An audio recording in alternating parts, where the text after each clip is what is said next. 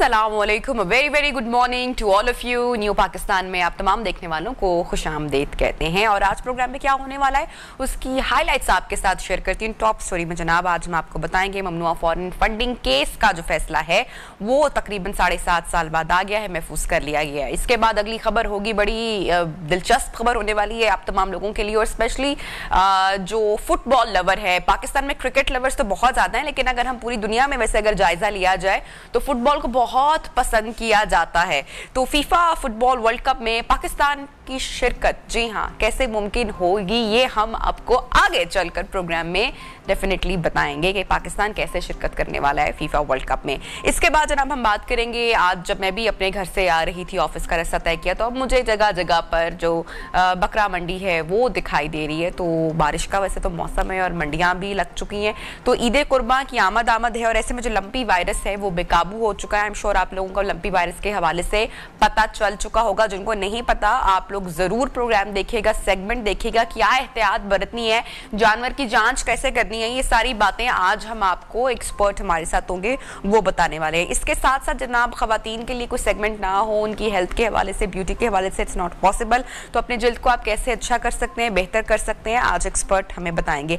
अच्छा जी, कल रात को इस्लामाबाद समेत पंजाब के मुख्तलिफ शहरों में जलजले के झटके महसूस किए गए। उसकी शिद्दत खासी थी, 6.1 बताई जा रही है शिद्दत। मरकज इसका अफगानिस्तान था और काफी देर तक 30 to 40 सेकेंड्स गालिबन ये जो जलजले के झटके हैं ये महसूस किए गए। लेकिन अच्छी बात यह है कि शुक्र अल्हम्दुलिल्लाह के इसमें किसी किस्म का कोई भी जानी या माली नुकसान नहीं हुआ है।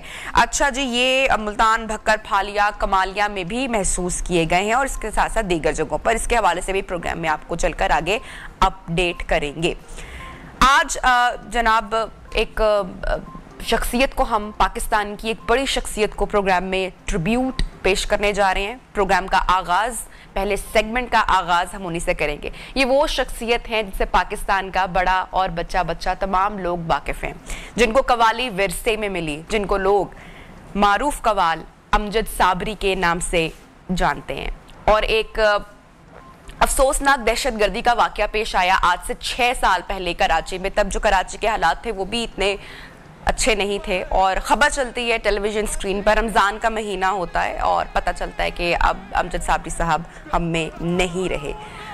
और बहुत ही दिलखराश वाकया, हादसा था, है। ऑब्वियसली पाकिस्तान का इतना बड़ा नाम, जिन्होंने पाकिस्तान के अलावा पूरी दुनिया में अपना टैलेंट दिखाया, उनको पज़ीराई मिली, लोग पसंद करते थे, कवाली में एक बड़ा नाम था। तो आज हम उनको न्यू पाकिस्तान में ट्रिब्यूट पेश करने जा रहे हैं, उनकी कुछ यादें शेयर करेंगे। उनकी फैमिली हमारे साथ आज मौजूद है। इस वक्त हमारे साथ मौजूद हैं सेट पर न्यू पाकिस्तान के मरहूम अमजद साबरी की अहलिया नादिया साबरी और इनके ख़ानदान के चश्मो चिराग जानशीन मुजद्दिद Amjad Sabri. Thank you so much, आपने ज्वाइन किया। भाभी, ये जो रिश्ता होता है ना मियाँ बीवी का, ये बड़ा खूबसूरत और बड़ा प्यारा रिश्ता होता है। ऐसा रिश्ता होता है जिसकी यादें बच्चों की सूरत में हमेशा साथ रहती हैं। बिल्कुल, जब भी आप बच्चों को देखते हैं तो बच्चों के चेहरे में भी बाप का चेहरा, मेरी बेटी है तो she resembles a lot with अपने बाबा के साथ। तो अभी वो कराची में है, ही इज़ ऑन ट्रेनिंग। तो मैं जब भी देखती हूँ बेटी को तो मुझे ऑटोमेटिकली अपने हस्बैंड की याद आती है। और एक ड्राना ख्वाब होता है ना बीवी का कि अगर आपका हस्बैंड चला जाए, आपके बच्चों का बाप चला जाए, तो ये एक बहुत ही ऐसा ख्याल होता है जो आपके रोंगटे खड़े हो जाते हैं इससे। लेकिन आपके साथ तो ये सब कुछ बीता है और हुआ है।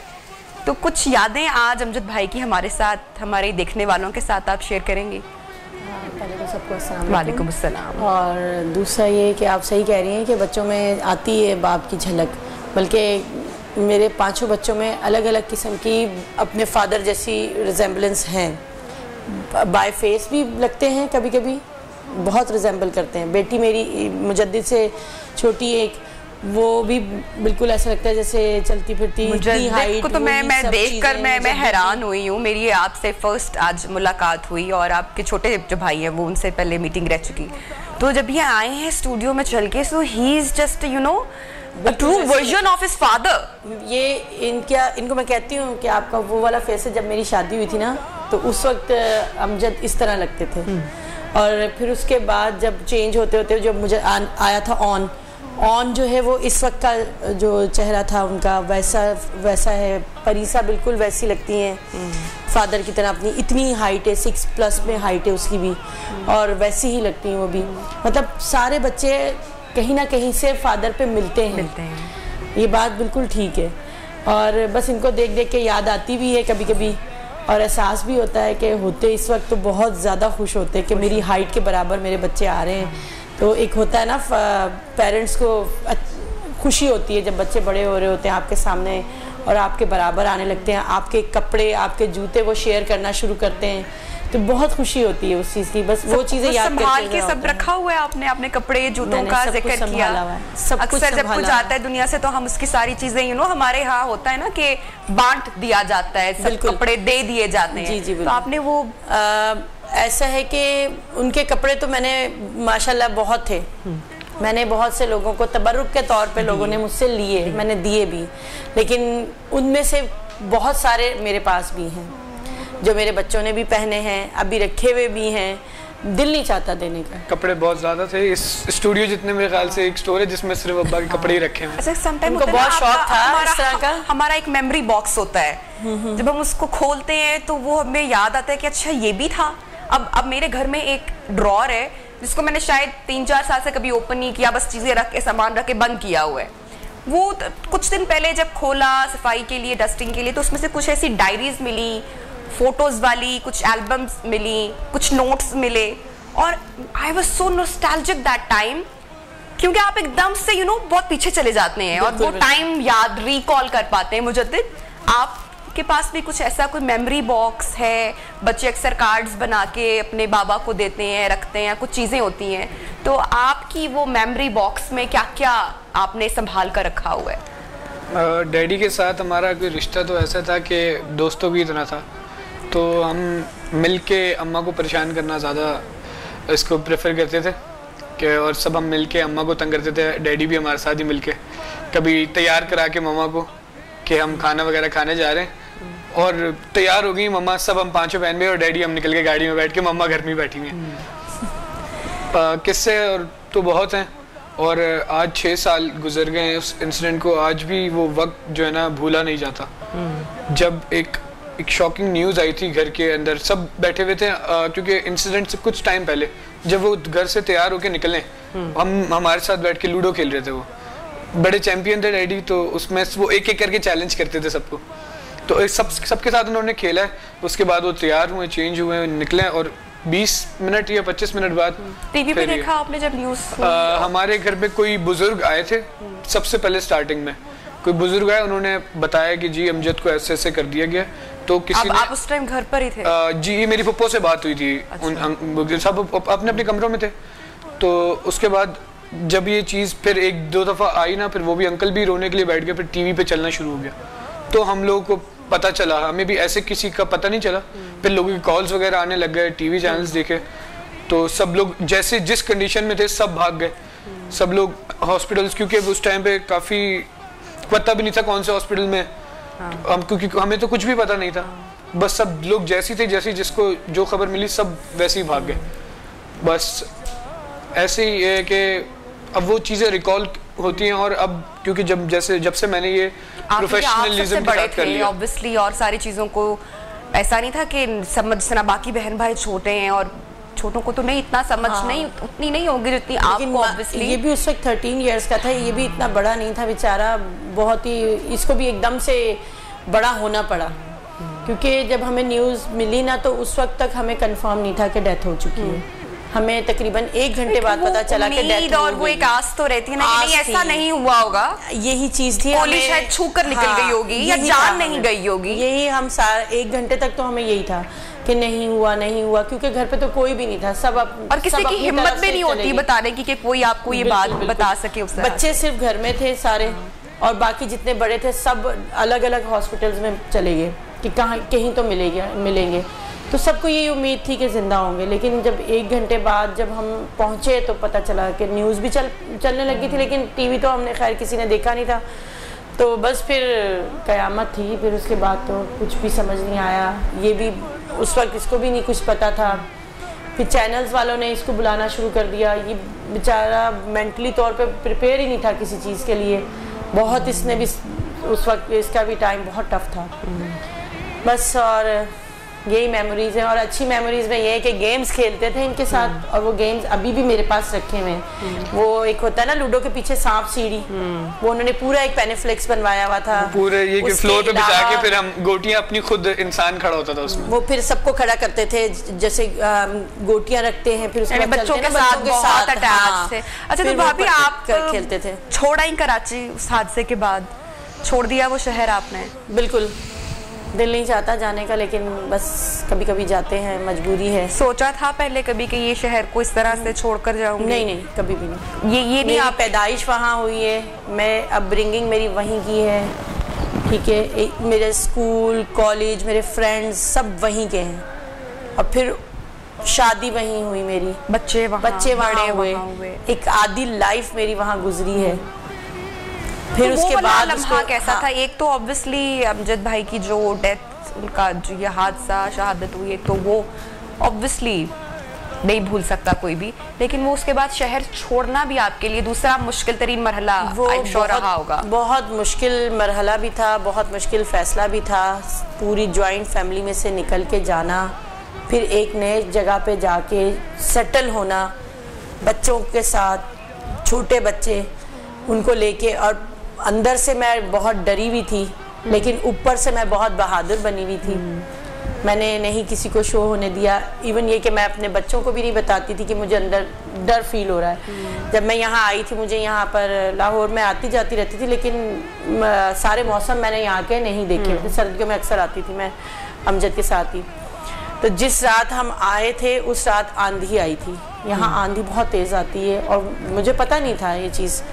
तो खिड़कियाँ दरवाजे एक हॉरर सा जैसे नहीं होता था माहौल, ऐसा बज रहे हैं, और मुझे समझ नहीं आ रहा मैं क्या करूँ। मैं पता नहीं था मुझे कि ये आंधी आ रही है। मैं काफ़ी देर तक डरती रही, बच्चे सो रहे थे, लेकिन मैं जागी हुई थी मुसलसल। मुझे ऐसा लग रहा था जैसे कोई घर में आ गया है, इस तरह की फीलिंग्स आ रही थी, लेकिन अपने डर को छुपा के मैं यहाँ रही। फिर दूसरे तीसरे दिन मुझे पता चला कि यहाँ आंधियाँ आती हैं, उसकी वजह से ऐसा होता है। फिर थोड़ा मैंने अपने ऊपर वो किया, तो अब तो माशाल्लाह माशाल्लाह you are a strong woman. मैं आपको देख रही हूँ। मुझे ये बताएं, ये जो मीडिया पर भी बहुत हुआ, बहुत सारे लोगों ने उनके साथ एक एक तवील अरसा काम किया, इनमें से बहुत सारे, ये पूरी एक मीडिया भी, अब उन्होंने आपका साथ दिया उस तरह से बाद में भी सब रहे, ताल्लुक में रहे। आप लोग जैसे आप लोग याद रखते हैं, ऐसे वो भी याद रखते हैं। मुझे कॉल्स आती हैं, बच्चों के बारे में पूछते हैं, मुझसे पूछते हैं कैसा चल रहा है, क्या है। इतना ही रिलेशन होता है फैमिली मेंबर्स का। अच्छा, तो जब एक जिस तरह आप हाउसवाइफ जी, आपने कभी काम नहीं, अब जिस तरह I am a working woman, तो काम पे भी आना है, घर के बाहर के भी बहुत सारे काम कर लेती हूँ, लेकिन सम टाइम कोई ऐसी चीज होती है जो मैं कहती हूँ नहीं, ये मुझसे, अब तो माशाल्लाह बच्चे बड़े हो गए ना, अब तो मुझे जवान हो गया है, बड़ा हो गया है, तो लेकिन पहले की मैं जब बात कर रही हूँ, तो सम टाइम ऐसी चीज होती है ना, आप घबरा जाते हो, परेशान सम टाइम, तो वो वाला टाइम टफ रहा होगा। कैसे खुद को स्ट्रॉन्ग किया आपने? बहुत सारी चीजें, बहुत सारे मामला तो उन्होंने संभाले होंगे, तो वो कैसे, ये सारी ट्रांजिशन कैसे? अभी मैं आपके सामने बताया ना, मैंने ये एक छोटी सी मिसाल दी है कि मैं डर रही थी, लेकिन मैंने फील नहीं होने दिया कि मैं डर रही हूँ। तो हर जगह मैंने यही किया है कि मैं बहुत स्ट्रॉन्ग फील करवाती थी दूसरों को कि मुझे नहीं डर लग रहा, लेकिन ये कि मैं कहीं भी गई हूँ ऐसी जगह जहाँ मुझे जाना है और मुझे लग रहा है कि वहाँ मुझे सेफ फील नहीं हो रहा, तो मैं मुजद्दिद को अपने साथ रखती थी हर वक्त।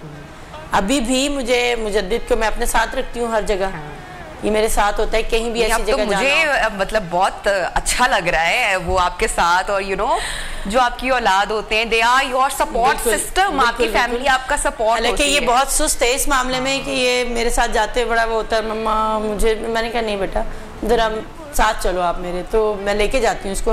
बहुत सी ऐसी जगह होती है जहाँ मैं इसको जबरदस्ती लेके जाती हूँ। मुजद्दिद ऐसे हम आपको जाने नहीं देंगे, तो कोई फेवरेट कलाम अपना या अब्बा का, या जो उनके साथ आप कभी सुनाया करते थे, कुछ थोड़ा सा जाने से पहले आप हमारे नाज़रीन को जरूर कुछ सुनाइए। सबसे ज़्यादा टफेस्ट क्वेश्चन तो ये है आपका सबसे ज़्यादा टफ क्वेश्चन यही पूछ लिया आपने एंड पे, कि कौन सा कलाम फेवरेट है और कौन सा सुनाया जाए। माँ बताएं क्या सुना? अब्बा को कौन सा पसंद था सबसे ज़्यादा? मेरा इंटरेस्ट बिल्कुल भी नहीं था कवाली या म्यूज़िक किसी भी तरफ। मैंने अब्बा से भी गालियाँ खाई हैं इस बात पे कि स्टेज पे नहीं बैठता था मैं, क्योंकि कुछ इवेंट्स होते थे जिसमें पूरी फैमिली जाती थी डैडी को सुनने के लिए, तो मेरे दोनों छोटे भाई, मेरे कजन वगैरह सब स्टेज पे बैठते थे, मैं नहीं बैठता था, मुझे शौक नहीं था।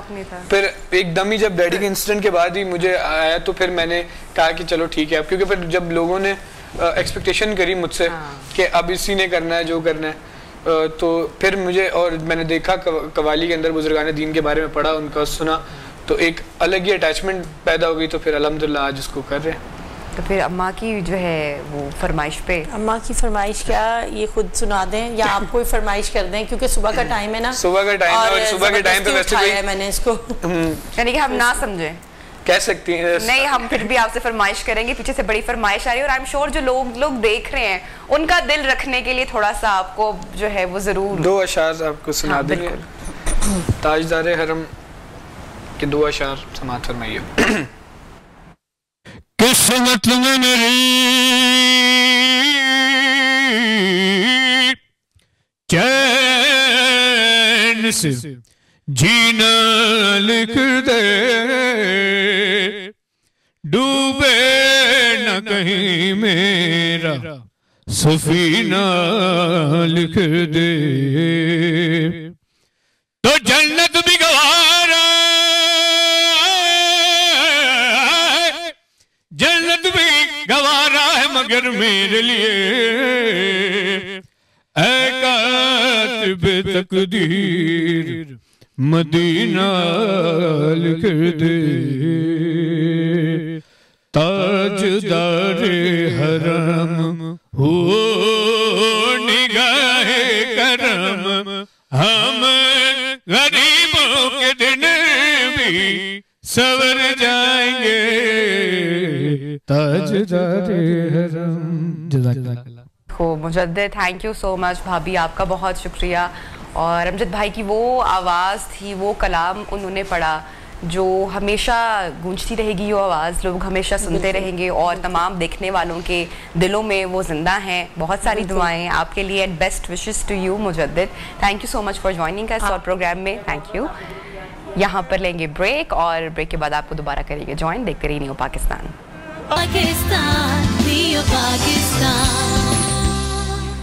वेलकम बैक जनाब, प्रोग्राम में आपको खुशामदीद कहते हैं। और पाकिस्तान में हमेशा से क्रिकेट लवर्स रहे हैं, क्रिकेट को बहुत प्यार मिला है, क्रिकेट के हवाले से बहुत चर्चा होती है, और हमारे लोग भी क्रिकेट के ही फॉलोअर हैं। लेकिन अभी जो मैं आपको खबर देने वाली हूँ, आई एम श्योर वो खबर सुन के आप लोग बहुत खुश होंगे, और बड़ी इंटरेस्टिंग न्यूज़ है, और वो ये है कि फीफा वर्ल्ड कप होने जा रहा है जनाब कतर में, और इसमें पाकिस्तान शमूलियत इख्तियार करने जा रहा है। भरपूर शमूलियत होगी, जानदार शमूलियत होगी। कैसे, अब आप लोग सोच रहे होंगे। जी हाँ, और वो जनाब ऐसे कि आपको तो पता है कि सियालकोट किस वजह से मशहूर है। हमारे मुल्क की जो चंद अहम चीज़ें हैं जो बहुत मशहूर ज़माना है, उनमें सियालकोट की भी एक खासा नाम है। वहाँ का जो स्पोर्ट्स के हवाले से, फुटबॉल बनाने के हवाले से, तो जनाब सियालकोट में बनने वाला जो फुटबॉल है अब वो फीफा में जाएगा, और वहाँ पर पाकिस्तान की जनाब इस तरीके से नुमाइंदगी होगी, पाकिस्तान की शिरकत भी अब मुमकिन हो पा रही है। इसी हवाले से फ़ख्र की बात है, और बात करनी भी चाहिए इस हवाले से। बहरहाल बात करेंगे senior vice president Sheikh Suhaib Sethi साहब इस वक्त हमारे साथ मौजूद हैं। सेठी साहब, बहुत शुक्रिया, आपने टाइम निकाला। ये तीसरा मौका है फीफा वर्ल्ड कप में फॉरवर्ड स्पोर्ट्स का ब्रांड जो है वो इस्तेमाल किया जाएगा, तो बड़ी अच्छी खबर है पाकिस्तान स्पोर्ट्स इंडस्ट्री के लिए। क्या कहेंगे आप? जी जी, बिस्मिल्लाहिर्रहमानिर्रहीम। सबसे पहले जी बहुत highlighting this point to the your channel, और माशाल्लाह it's a great honour and pride for our city and complete Pakistan के सियालकोट को ये चौथी दफा एजाज मिला है। पहली दफा एजाज मिला था 80s में दी बाल नेम टैंगो, फिर ये हमें जो थर्ड टाइम अभी कंसेक्टिव मिला है ना, टोटल 4 दफा हमें एजाज मिला है, और ये थर्ड टाइम कंसेक्टिव हमें मिला है। पहली दफा हमें मिला बाराजूका, फिर टेलस्टाल, और अभी अल रहला बाल जो है, जो कतरी सकाफत के मुताबिक ये जो बाल तैयार किया गया है, तो ये बाल का हमें एजाज मिला है कि सियालकोट अभी जो फीफा वर्ल्ड कप होगा उसमें मेड इन सियालकोट बाल खेला जाएगा। तो मैं समझता हूँ कि जो फुटबॉल सियालकोट को वैसे भी ऐसे football capital of the world के तौर पर पहचाना जाता है, और बेशक हमारी वर्ल्ड कप में नहीं खेल रही, मगर हमें इस बात की खुशी है कि सियालकोट के बने हुए बाल से, पाकिस्तान के बने हुए बाल से दुनिया के जो स्टार्स फुटबॉलर्स हैं और टीम्स हैं वो मेड इन सियालकोट बाल से खेलेंगी। तो हमारी प्रेजेंस किसी ना किसी तरीके से फीफा वर्ल्ड। बिल्कुल। अच्छा, तो अब सेठी साहब, ऑब्वियसली अगर हम इसके मयार की बात करें, इसके अगर हम क्वालिटी की बात करें, तो उसको बिल्कुल भी नजरअंदाज नहीं किया जा सकता। तभी तो इस तरह जो फीफा वर्ल्ड कप है वहां पर ये इसको इस्तेमाल किया जा रहा है। तो इसकी क्वालिटी, इसके हवाले से मयार, ऑब्वियसली मैं चाहूंगी कि इस हवाले से भी आप बताएं कि ये सब कुछ कैसे मुमकिन होता है। जी देखें, दुनिया इस वक्त सस्टेनेबिलिटी की तरफ जा रही है और ये जो इस बाल का जो मटेरियल है, बायो बेस्ड मटेरियल इस्तेमाल हुए हैं, इसमें सिंथेटिक मटेरियल इस्तेमाल, इसमें ऐसा कोई भी सॉल्वेंट बेस्ड केमिकल इस्तेमाल नहीं हुआ, इसमें वाटर बेस्ड केमिकल इस्तेमाल हुए हैं और रिसाइकल इसमें मटेरियल इस्तेमाल हुए हैं जो कि आपकी जो वेदर को, जो आपकी एनवायरनमेंट को पोल्यूटेड नहीं करते। और इसके जो एरोबिक डायनामिक सेंस बाल के जो इसकी थ्रो और इसकी फॉल को, और एक उसने प्रॉपर एक मैकेनिज्म के तहत इस बाल को डिजाइन किया गया है। 20 पैनल पे ये बाल मुश्तमिल है और इसको वन ऑफ द बेस्ट बाल ऑफ द वर्ल्ड डिक्लेयर किया गया इस वक्त। और फुटबॉल की जो इंटरनेशनल मार्केट है ऑलमोस्ट $120 मिलियन की है और वर्ल्ड कप के दिनों में ये मार्केट बढ़ के $200 मिलियन की बढ़ जाती है। और इसमें जो सबसे इंपॉर्टेंट बात है कि वर्ल्ड कप पाकिस्तान में आया है तो फुटबॉल की अगर मार्केट ग्रो करती है इंटरनेशनली, इसके साथ साथ सियालकोट की जो दूसरी प्रोडक्ट्स हैं जिसमें स्पोर्ट्स वेयर हैं, स्पोर्ट्स गुड्स हैं, इनको भी इस पे बड़ा पॉजिटिव इंपैक्ट आता है और पूरी इंडस्ट्री इटसेल्फ ग्रो करती है। और मैं समझता हूँ कि इसमें पाकिस्तान की एक्सपोर्ट और इस हिस्से की एक्सपोर्ट में इंशाल्लाह। अच्छा, आपने स्पोर्ट्स वेयर की बात की। स्पोर्ट्स वेयर अब हमारे यहाँ बहुत बड़ी तादाद में बाहर से भी इंपोर्ट होते हैं और एक बड़ी इंडस्ट्री भी है और हमारे यहाँ जैसा कि आपने बताया कि उस पर भी वो भी बहुत अच्छी क्वालिटी। तो आपको लगता है हमें इन चीज़ों को और मजीद प्रमोट करना चाहिए? हमारे यहाँ अगर इतना अच्छा काम हो रहा है तो हमें तो खुद उनको इस्तेमाल करना चाहिए और बताना चाहिए दुनिया को भी कि यहाँ पर इतना अच्छा स्पोर्ट्स वेयर भी तैयार हो रहा है। फुटबॉल दुनिया का जो है वो सबसे बेहतरीन यहाँ पर पाकिस्तान में तैयार हो रहा है। तो ये सारी बातें काबिल गौर हैं।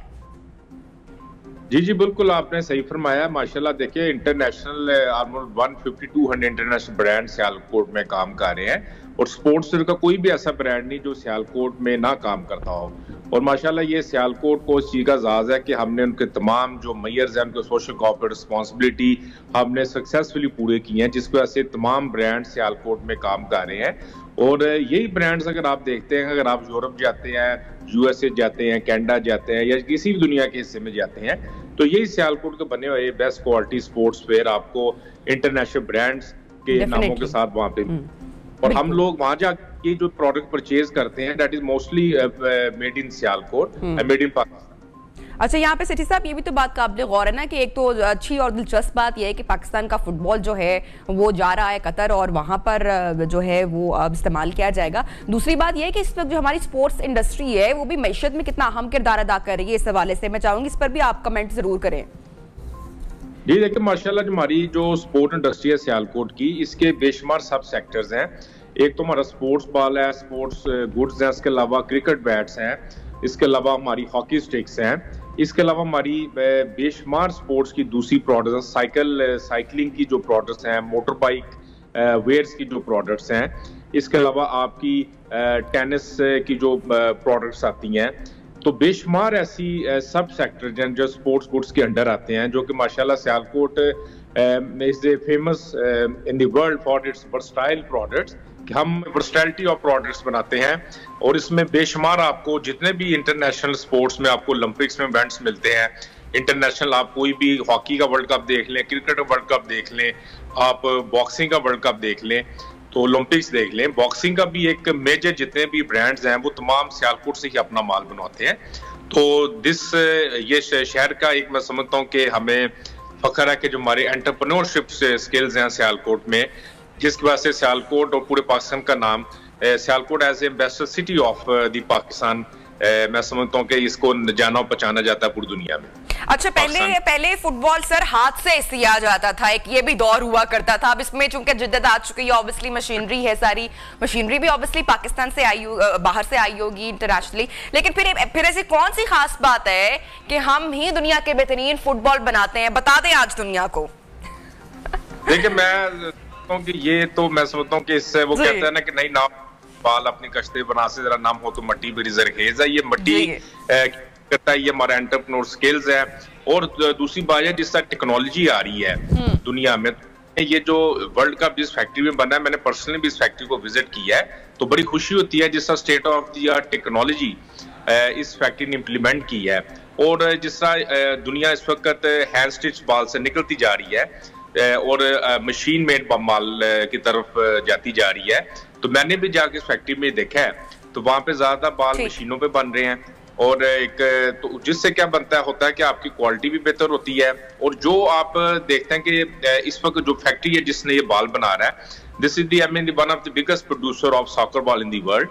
तो इसमें हर किस्म की टेक्नोलॉजी है, हर किस्म की इनोवेटिव इन्होंने एक सिस्टम लगाए हुए हैं जिससे बाल एक प्रॉपर प्रोसेस के थ्रू बन के आता है, उसकी प्रॉपर टेस्टिंग है, को प्रॉपर से इसकी जो किक्स लगती हैं किस डायमेंशन तक जा सकती हैं। थैंक यू सो मच सेठी साहब, आप हमारे साथ इन कॉन्वर्सेशन थे और पाकिस्तान स्पोर्ट्स इंडस्ट्री के हवाले से और फीफा में जो फुटबॉल जा रहा है, इस्तेमाल होने जा रहा है, उस हवाले से, और जो स्पोर्ट्स इंडस्ट्री पाकिस्तान की मिशन पर असरअंदाज हो रही है और अच्छे in a good way, in a very good way, उस हवाले से भी आप बता रहे थे। तो thank you so much for joining us और हाईलाइटिंग ये सारी बात। ब्रेक लेंगे जनाब और ब्रेक के बाद आपको दोबारा ज्वाइन करते हैं with new segment. Stay with us.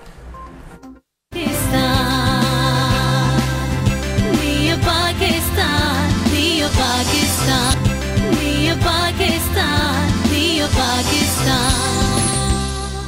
Welcome back new Pakistan में आपको एक मरतबा फिर से खुशामदीद कहते हैं। नाज़रीन कराम, फॉरेन फंडिंग केस जो है वो पाकिस्तानी सियासत में हलचल इसकी बहुत ज्यादा हो रही है और अब इलेक्शन कमीशन ऑफ पाकिस्तान ने फॉरेन फंडिंग केस का फैसला महफूज कर लिया है। इसी के ऊपर बात करेंगे। हमारे साथ मौजूद हैं एडवोकेट अहमद पंसोटा साहब। अहमद साहब, बहुत शुक्रिया, आपने टाइम निकाला प्रोग्राम न्यू पाकिस्तान के लिए।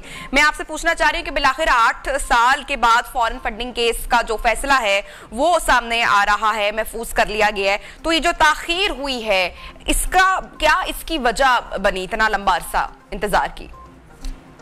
मेरी नजर में जी इस ताखीर की जो वजह है वो बाय एंड लार्ज जो पाकिस्तान के एक निज़ाम अदल, पाकिस्तान का जो एक अदालतों का निज़ाम है उससे लिंक्ड है। अगर आप देखें तो पाकिस्तान के तकरीबन बेशतर केसेस जो हैं उनके अंदर बड़े टाइम कंज्यूमिंग होते हैं, स्पेशली पॉलिटिकल केसेस जो हैं। और इस पर्टिकुलर केस में तो ये था कि इसको अपोज बहुत किया गया था पीटीआई की साइड से भी, और इस केस के अंदर जो कार्रवाई थी वो बड़ी स्लो चली, इस हद तक स्लो चली कि इवेंचुअली जो इस्लामाबाद हाई कोर्ट है उनको डायरेक्शन देनी पड़ी कि इसको 30 डेज के अंदर डिसाइड करें। एंड देन ऑफ कोर्स उसको ऊपर से स्टे भी किया गया। तो इस केस की नौयत ऐसी थी, और मैं बजाते मतलब अपनी पर्सनल दानिश में समझता हूँ कि ये केस इतना, जिस तरह इसको चलाया गया, जिसको इंपॉर्टेंस दी गई है, ये एक हैंगिंग सोर्ड थी ऑन पाकिस्तान तरीके इंसाफ जो रखी गई, और उनको अगर किसी कॉम्प्रोमाइजिंग पोजीशन में लाना हो या किसी जगह पर ऐसी सिचुएशन में लाना हो जहां पर उनसे कोई चीज बनवानी हो, उस तरह की सिचुएशन में इस्तेमाल करने वाला केस था। मेरी जो अपनी पर्सनल अंडरस्टैंडिंग उसमें इस केस के मेरिट्स उतने स्ट्रॉन्ग नहीं थे जितने कि दिखाए गए कि जी फॉरेन फंडिंग आ रही है, ये फॉरेन एडेड पार्टी आ रही है। उसके मेरे पास अपने लीगल ग्राउंड्स मौजूद है टू एस्टैब्लिश दैट। अच्छा अहमद साहब, ऑब्वियसली जो ताखीर हुई इतना अर्सा, ये पाकिस्तान के सियासी अमल को भी शफाफ बनाने में देर तो हुई है। इलेक्शन कमीशन ने 21 बार पीटीआई से दस्तावेजात और माली रिकॉर्ड फराहम करने की हिदायत की गई, लेकिन पीटीआई डिले करती चली गई, ताखीर पे ताखीर होती रही इस मामले पे। देखिए जी, ये एक बड़ा मिसनोमर है। पहली तो बात है कि इस केस को अंडरस्टैंड करने की थोड़ी सी जरूरत है। मैं आपसे 1-2 मिनट चाहूंगा। एक 2015 की सुप्रीम कोर्ट की जजमेंट है जो ये कहती है कि किसी किस्म की रिस्ट्रिक्शन लगानी पॉलिटिकल पार्टी पे, एक्सेप्ट जहां सोवरेनिटी ऑफ पाकिस्तान हो या कोई और मसला हो जो कि पाकिस्तान की स्टेट से रिलेट करता है, वो अनरीजनेबल रिस्ट्रिक्शन है। फिर आर्टिकल 17 है हमारे आइन के अंदर, वो बड़ा क्लियरली कहता है कि इनके सोर्सेज ऑफ फंडिंग जो है उनको इंक्वायर करने की प्रोविजन मौजूद है और स्टेट को करनी चाहिए। जहां पर बुनियादी मेरा इख्तलाफ है वो ये है कि जो एक्शन ईसीपी इनके खिलाफ लेना चाह रही है, इनको बैन करने का या इनकी इंक्वायरी करने का, वो एक्शन सेक्शन 15 और पॉलिटिकल पार्टीज ऑर्डर के तहत फेडरल गवर्नमेंट के पास मौजूद है, ईसीपी के पास। ईसीपी मैक्सिमम ये कर सकती है कि अगर किसी फंडिंग के अंदर इस नतीजे पर पहुंचे कि फॉरेन फंडिंग हुई है तो उसको कॉन्फिस्केट कर ले या इनको डायरेक्ट करे कि वो पैसे वापस करें। ईसीपी इस केस में जो रोल अपना assume कर रही है वो role is much more and beyond than what the election commission of Pakistan is authorized to do, जिसकी वजह से नुकसान ये हो रहा है कि political parties at threat और मैं जाती तौर पर समझता हूं कि जो कागजों के बारे में बात की जा रही है, इमरान खान साहब को जब चैलेंज किया गया, इनकी एहलियत को हनीफ अब्बासी साहब ने चैलेंज किया सुप्रीम कोर्ट ऑफ पाकिस्तान में, जिनको इनको सादिक और अमीन कहा गया, वहां पर ये तमाम के तमाम कागज ना कि सबमिट हुए, बल्कि इन कागजों के ऊपर पीटीआई की एक्सप्रेस स्टेटमेंट थी, जो कि उन्होंने बाद में इलेक्शन कमीशन ऑफ पाकिस्तान में भी दी। और अनवर मंसूर खान साहब ने जब केस आर्ग्यू किया इमरान खान साहब का, तो बड़ी तफसील से इस चीज को अयां किया कि ईसीपी की जुरिस्डिक्शन और है और फेडरल गवर्नमेंट की जुरिस्डिक्शन और है, और उसके बाद भी अगर फेडरल गवर्नमेंट इस नतीजे पर पहुंचे कि इस पॉलिटिकल पार्टी को डिसॉल्व करना है सेक्शन 15 में पॉलिटिकल पार्टीज ऑर्डर 2002 में, तो फिर सुप्रीम कोर्ट उसको एंडोर्स करता है। ये खामखा की एक सोड है जो उनके ऊपर हैंग की जा रही है, और इस टाइम पर मैं समझता हूं कि इस सोड को बिल्कुल कंप्लीटली और तरह इस्तेमाल किया जाएगा, जिस तरह के कंक्लूड करते हुए जज साहब ने कहा, राजा साहब ने, कि अगर आपको दोबारा बुलाने की जरूरत पड़ी तो हम बुला लेंगे। भी आपको क्यों जरूरत पड़ेगी दोबारा बुलाने की? आपने केस सुन लिया, आप उस पर फैसला करें। लेकिन वो एक हैंगिंग सोड है जो रखी जाएगी, और Pakistan Tehreek Insaf in the political situation, existing political situation, उनसे ऐसी चीजें करवाने की कोशिश की जाएगी जो कि ऑफ कोर्स उनको नहीं करनी चाहिए और वो उनसे करवानी भी नहीं चाहिए। अच्छा अहमद साहब, अब ये इस फैसले पर आप क्या तवक्का कर रहे हैं? फैसले में कोई वाज़ेह हुक्मनामा होगा? दस्तावेजात के मुताबिक तो 21 करोड़ रुपए की रकम जाहिर नहीं की गई, तो इस तरह पीटीआई पाबंदी 31 करोड़ की रकम, तो आपको लगता है पीटीआई पाबंदी का शिकार हो सकती है? क्या ये मुमकिन है? देखिए जी, अगर तो कानूनी एंगल से देखें तो नहीं होना चाहिए, लेकिन जो मुझे लग रहा है इलेक्शन कमीशन ऑफ पाकिस्तान इनके खिलाफ फैसला देगी, और इनके खिलाफ फैसले में ये कहा जाएगा कि ये फंडिंग है जो आपके केस में फौरन आई है, आप इसको वापस करें, और साथ साथ हम आपका रेफरेंस बना के भेज रहे हैं टू फेडरल गवर्नमेंट कि वो आपके इशू पर डिसाइड करें कि क्या आपकी पार्टी को डिसॉल्व करना है या नहीं करना। अब ये वो एंगल होगा जहां मैं समझता हूं कि वो अपनी जुरिस्डिक्शन से एक्सीड करेंगे और डायरेक्ट करेंगे फेडरल गवर्नमेंट, क्योंकि वो आर्टिकल 15 के तहत सिर्फ फेडरल गवर्नमेंट की अपनी जुरिस्डिक्शन है। सो मुझे लगता है कि फैसला तो 100% जिस तरह इलेक्शन कमीशन ऑफ पाकिस्तान का रवैया और रोल रहा है over the last few years, उसमें खिलाफ ही आएगा, क्योंकि इलेक्शन कमीशन ऑफ पाकिस्तान जो है अगर डिसिडेंट मेंबरान के ऊपर इंप्लीमेंट करने में टाइम लगा सकती है, इलेक्शन कमीशन ऑफ पाकिस्तान अचानक सुप्रीम कोर्ट दाखिल होने से पहले ये कह सकती है कि जी हमारे पास इलेक्शन कराने के वसाइल मौजूद नहीं है, तो इसी इलेक्शन कमीशन ऑफ पाकिस्तान से ये कोई बड़ी बात नहीं अगर वो ये कहते हैं कि इस पॉलिटिकल पार्टी को बैन भी किया जाए, इस पॉलिटिकल पार्टी के खिलाफ फैसला भी दिया जाए और उनसे ये फंड वापस भी लिए जाए। अच्छा अहमद साहब, आपसे मैं ये भी पूछना चाहूंगी कि ये जो फैसला है वो बाकी सियासी जो दीगर जमातें हैं उनके लिए किस तरह से मिसाल बन सकता है, रहनुमाई उनकी हो सकती है? क्या अगर ये कहा जाए कि पाकिस्तानी सियासत में इनकलाब लाएगा तो ये कहना दुरुस्त होगा? मेरा ख्याल है जी, इनकलाब अगर लाया भी तो और तरह का इनकलाब लाएगा। जो इनकलाब लाने की कोशिश की जा रही है वो शायद ये ना ला सके। इस हद तक तो पाकिस्तान का कोई शहरी, और स्पेशली एज ए लॉयर, मैं कभी भी डिसएग्री नहीं करूंगा किसी पॉलिटिकल पार्टी की फंडिंग जो है शुड बी ट्रांसपेरेंट। और वो अदालत ने ये भी कहा है कि पीएमएलएन पीपीपी तमाम का किया जाए, लेकिन अनफॉर्चुनेटली किसी एक पॉलिटिकल पार्टी के खिलाफ ये केस चल रहा है, इसके ऊपर तो कोई दो राय नहीं है।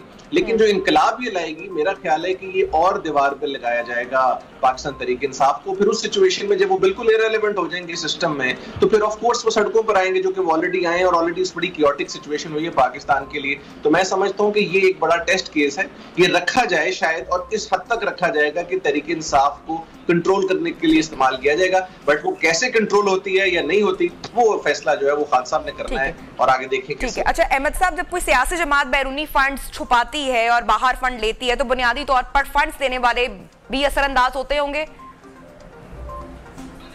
जी ऑफ कोर्स। देखिए, जिन्होंने फंडिंग की हुई है उनके खिलाफ तो ऐसा तो आप कार्रवाई नहीं कर सकते, बिकॉज फॉरेन नेशनल्स है, पाकिस्तान की जो टेरिटरी है उसका कानून पर अप्लाई नहीं करता।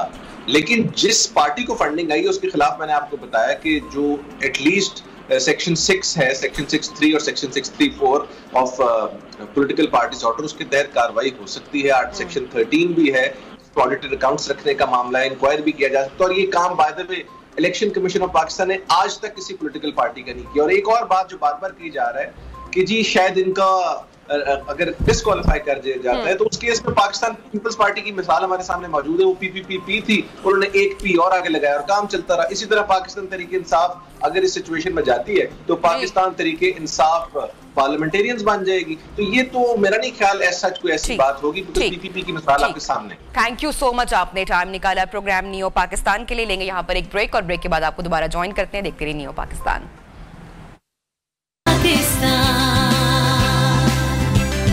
Pakistan, Neo Pakistan.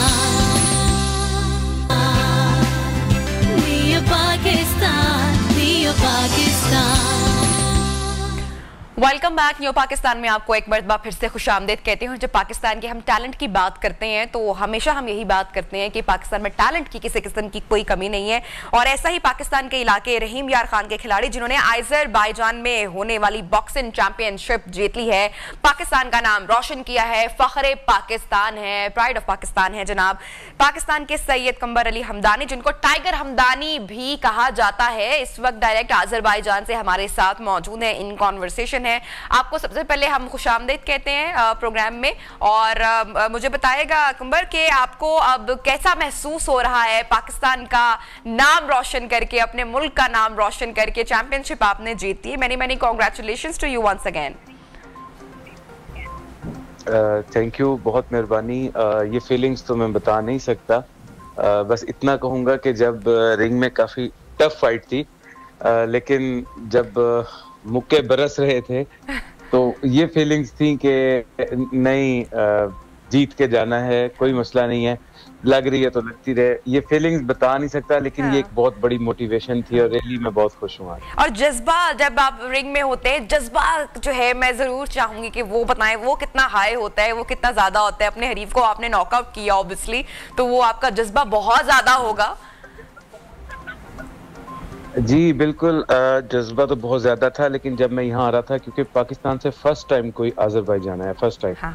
Azerbaijan, Russia, ये वो स्टेट्स हैं जहाँ के रेसलर्स, बॉक्सर्स बहुत टफ माने जाते हैं, बहुत टफ, क्योंकि इनकी ट्रेनिंग जैसी है, इनकी फूड न्यूट्रिशन ऐसी है कि लोग कहते हैं कि वो बहुत टफ है। मुझे भी कहा गया था कि बहुत टफ है, तो आप जरा बच के खेलिएगा, मतलब डराया हुआ था, लेकिन वो जज्बा इतना बुलंद था। और फिर मेरी पंजाब बॉक्सिंग एसोसिएशन के मेंबर्स, मेरे दोस्त तारिक भाई वगैरह सब आए हुए थे, हाजी खालिक साहब, असलम कुरैशी साहब लाहौर, मुझे उन्होंने बड़ा अच्छा प्रोटोकॉल दिया, मुझे मोटिवेट करके भेजा।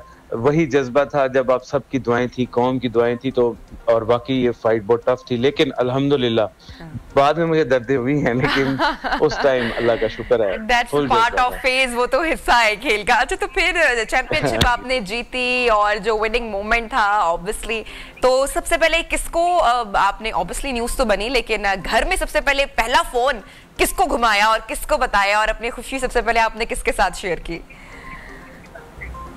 जी लाइव तो खैर मेरे साथ भाई भी थे, डॉक्टर समर हमदानी, वो आपके मीडिया से ही हैं, वो भी थे लाइव, उन्होंने भी किया हुआ था, मेरी सोशल मीडिया पे भी लाइव था। ऑफिशियल वीडियोस अभी बन रही हैं, क्योंकि एक बकायदा फेडरेशन का, प्रोफेशनल फेडरेशन का इवेंट था। तो उसके बाद सबसे पहले अपनी मिसेज को कॉल की, फिर वालदा ऑनलाइन थी, उनसे बात हुई, फिर इस तरह एक सिलसिला दोस्तों का, भाइयों का, सबका चलता रहा। अच्छा, कौन से ये मैच किस कैटेगरी में था, थोड़ा सा इस हवाले से भी आप हमें बताएंगे? जी बिल्कुल, मैं बेसिकली प्रोफेशनल बॉक्सर हूँ। बॉक्सिंग दो किस्म की होती है, एमेचर और प्रोफेशनल। प्रोफेशनल बॉक्सर हूँ जी मैं, और ये हैवी वेट कैटेगरी में था, और पहली दफा कोई ऐसा होता है कि हैवी वेट कैटेगरी में अज़रबैजान आके प्रोफेशनल बॉक्सिंग खेली। और प्रोफेशनल बॉक्सिंग हार्ड होती है काफी, तो प्रोफेशनल बॉक्सिंग है, ये हैवी वेट कैटेगरी में थी। तो पाकिस्तान में कैसा फ्यूचर आप देखते हैं बॉक्सिंग का? बहुत सारे जो लोग हैं वो भी ऑब्वियसली अपना फ्यूचर इसमें एस्टैब्लिश करना चाहते हैं, तो कितनी पोटेंशियल आपको दिखाई दे रही है? नो डाउट पोटेंशियल तो बहुत है पाकिस्तान में। अब मैं रहीम खान जैसे एक छोटे से जिले से मेरा ताल्लुक है, वहाँ मैंने माशाल्लाह टाइगर्स बॉक्सिंग क्लब बनाया हुआ है, मेरा अपना रिंग है, छोटा सा स्टेडियम है मेरा अपना प्राइवेट, तो पोटेंशियल बहुत ज्यादा है। अब Pakistan boxing council, Rashid bro साहब जो प्रेसिडेंट है, उन्होंने 2017 में प्रोफेशनल बॉक्सिंग पाकिस्तान में स्टार्ट की, पोटेंशियल आया। उस्मान वजीर अभी एशियन बॉय बने हैं, वो छोटा भाई है। इस तरह और कई नाम हैं, शहीर अफरीदी है, तैमूर है, कई नाम हैं, नादिर बलोच है जो आगे आए हैं। पोटेंशियल है, लेकिन बस यही फिर वही बात है कि हमें ऑफिशियली गवर्नमेंट की तरफ से सपोर्ट नहीं है। अभी कितना सपोर्ट मिल रहा है गवर्नमेंट की तरफ से, और कितना सपोर्ट आपको क्या लगता है क्या होना चाहिए? कुछ कौन से ऐसे इकदाम है जो गवर्नमेंट को उठाने चाहिए? ऑब्वियसली इतना टैलेंट है तो सपोर्ट तो करना चाहिए ना इस फील्ड को। जी बिल्कुल करना चाहिए। असल में सबसे बड़ा इशू जो है ना, वो हमारे जो स्पोर्ट्स ऑफिशियल्स हैं, यानी गवर्नमेंट कह लें कि एम्प्लॉयज हैं, या वो उनको असल में बॉक्सिंग का हाव नो ही नहीं है, नॉलेज ही नहीं है, कि बस वो एमेचर को लेके चलते हैं और प्रोफेशनल की तरफ आते नहीं हैं। बाकी गवर्नमेंट के जो हाई अथॉरिटीज हैं मैं उनको कहूंगा कि वो बिल्कुल सपोर्ट करें, बॉक्सर्स को सपोर्ट करें। एक्चुअली यहाँ पे जब मैं आया हूँ, एक मैं मैसेज आपके थ्रू देना चाहूंगा। मैंने एक चीज देखी है कि यहाँ के जो बॉक्सर हैं या यहाँ के जो भी कॉम्बैट स्पोर्ट है या कोई भी स्पोर्ट्स है आज़रबाईजान में, ये लोग अगर कोई बॉक्सर है तो वो जस्ट बॉक्सिंग ही करता है, वो और कोई काम नहीं करता। 2 घंटे ट्रेनिंग सुबह, दोपहर और शाम को ट्रेनिंग करेगा, उसकी न्यूट्रिशन हर चीज, उसका एक किस्म का मैं आसान लफ्जों में कहना चाहूंगा कि वजीफा लगा हुआ गवर्नमेंट की तरफ से। वो उसको पे कर रहा है, उसको अच्छा उसकी फूड न्यूट्रिशन देख रहा है, तो मतलब ये है कि गवर्नमेंट उनको सपोर्ट कर रही है ना, तो हमें तो खुद जेब से करना पड़ता है। अब बॉक्सिंग हाईएस्ट पेड गेम है, अगर तो अब मैंने अल्हम्दुलिल्लाह रहीमर खान जैसे शहर में 3 इंटरनेशनल इवेंट कराए, जिसमें बाहर कंट्रीज, इंग्लैंड से बंदे आए, आज़रबाईजान से आए, और माशाल्लाह अपनी स्पोर्ट पे अपने दोस्तों की मदद से मैंने खुद किया ये। इसी तरह अगर गवर्नमेंट इस लेवल पे करे तो अच्छा एक पैसा फाइनेंशियल भी सपोर्ट हो सकती है। डेफिनेटली, इंशाल्लाह। और हमारी भी यही दरखास्त होगी कि बिल्कुल सपोर्ट करना चाहिए जितने भी हमारे स्पोर्ट्समैन हैं इस फील्ड को, जो बॉक्सर्स हैं, और चूंकि इतना टैलेंट है पाकिस्तान में और अपना फ्यूचर, अपना करियर भी स्टैब्लिश करना चाहते हैं, बिल्कुल ऐसा होना चाहिए। अच्छा, मुझे बताएं अब जरा ऑन लाइटर मोड के, ये तो आप professional obviously heavy weight boxer हैं और दुनिया को बता रहे हैं आप फखरे पाकिस्तान है, लेकिन इससे पहले मुझे बताएं कि कितने घूसे और मुक्के खा चुके हैं बाकी आपके आसपास के लोग, स्कूल कॉलेज लाइफ किस तरह से रही, क्या शौक थे? जी, मुक्के घूसे तो बहुत खाए हैं, लेकिन अच्छा एक बड़ी अच्छी इंटरेस्टिंग सी चीज है कि ना लोग समझते हैं कि बॉक्सर शायद बॉक्सिंग एक लड़ाई का नाम है, मारने का नाम है। बेसिकली नहीं, लेकिन ऐसा नहीं है। बेसिकली जो बॉक्सिंग है ये एक साइकोलॉजिकल गेम है, मेंटल गेम, तो इसमें बड़ा काम रहना पड़ता है। ये हालांकि कई लोग अजीब फील कर रहे होंगे मेरी इस बात को, लेकिन ये मेरा अपना एक्सपीरियंस भी है। हाँ, बाकी ये है कि जब कॉलेज में थे थोड़ा सा वो इमेज था, क्योंकि मेरे फादर भी स्पोर्ट्समैन थे, कबड्डी, रेसलिंग, तो मेरा शुरू से ही मतलब ये शौक था। लेकिन ऐसी बात नहीं है, लेकिन हाँ थोड़ा मैं ये तो नहीं कह सकता कि बिल्कुल भी मुझे लड़ना नहीं आता था। तो बॉक्सिंग का शौक था शुरू से ही, बैग लगा के कभी दरख्तों के साथ खुद ही बैग बांध के बॉक्सिंग करना, और फिर अच्छा, आपने कहा कि काम बहुत ज्यादा होना पड़ता है, मेंटली बड़ा पीस में रहना पड़ता है, तो आई थॉट कि थोड़ा सा एग्रेशन भी चाहिए होता होगा, मतलब कि यू नो, या यू कैन टेल बेटर।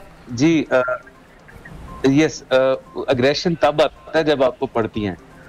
तो असल में जब आप शुरू में ही अग्रेशन में आ जाते हैं ना, तो आपका कॉन्फिडेंस लूज हो जाए, आप टारगेट पे फोकस नहीं कर सकते, क्योंकि कोई पता नहीं है कि जो आपका अपोनेंट है वो आपके साथ किस तरीके की फाइट करना चाह रहा है। चीट फाइट यानी उसने लेफ्ट दिखा के राइट मार दिया, तो ये चीजें हमें बड़ा देखना पड़ता है। जब काम होंगे आप स्ट्रेटजी प्लान करेंगे। अब ये जो मेरा फाइटर था, ये मुझसे एज में, मेरी अब 36 एज है, वो 42 का था और 26 ईयर एक्सपीरियंस है उसके पास, और काफी हार्ड फाइटर था। उसने ऐसा ही किया वो। अच्छा, उसमें एक चीज ये थी, जब वो मुझे पे अटैक करता था और जब मेरी बारी होती थी अटैक की, वो मुझे पकड़ लेता था, ग्रिप कर लेता था। तो अब अगर मैं यहाँ पे एग्रेशन में आया मैं दरमियान में, तो मुझे समझ नहीं आनी थी कि मैंने उसको कहाँ मारना है जल्दी में। लेकिन जब मुझे समझ आया कि अच्छा ये मुझे ये कर रहा है, तो फिर उसकी स्ट्रेटेजी, फिर हमने देसी फटके भी दिए उसको। well done, well done। अच्छा, तो मुझे बताएं कि रूटीन कैसी है, ट्रेनिंग को कितना टाइम देते हैं, वेट का कितना ख्याल रखना पड़ता है, अपना फिटनेस का, तो ये सारी चीजें कॉम्प्रोमाइज ना हो, क्या करते हैं उसके लिए?